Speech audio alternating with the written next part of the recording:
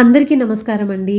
August 16 Varalakshmi వ్రతం ఉంది కదండి. ఆ రోజు సాయంత్రం 6 గంటల తర్వాత ఈ ఐశ్వర్య దీపాన్ని పెట్టి చూడండి. లక్ష్మీదేవి మన ఇంట కొలువై ఉంటుంది.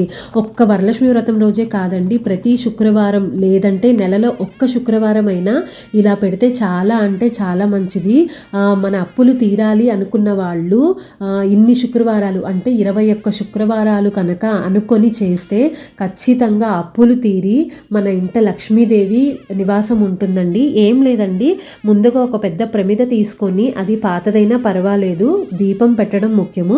దాన్ని చక్కగా పసుపు కుంకాలతో అలంకరించుకొని, అలాగే ఒక రాగి ప్లేట్ తీసుకొని దాన్ని కూడా పసుపు కుంకాలతో అలంకరించుకొని, అష్టదళ పద్మం వేసి, ఇంకా ప్రమిదలో పెద్ద ప్రమిదలో కళ్ళుప్పు వేసి, ఇట్లా 2 ప్రమిదలలో ఆవు నేతి దీపం పెట్టి అమ్మవారి దగ్గర పెట్టి దీపం వెలిగించండి. ఇల్లంతా ధూపం చూపించి పాలు ఇంకా బెల్లం నైవేద్యంగా పెట్టండి.